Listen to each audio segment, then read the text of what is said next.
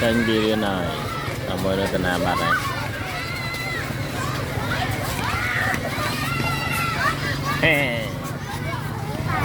Hey, chồng rớp ba với khơi nè. Thế này style đà này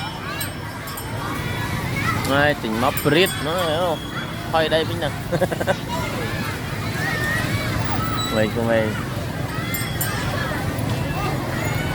style cho nó style hả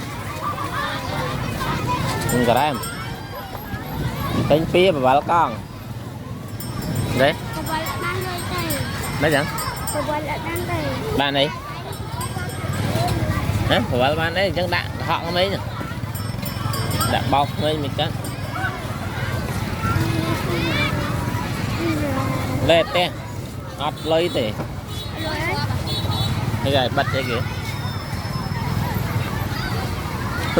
tao này sao đấy thì ao ấy bảo đi ban nào ạ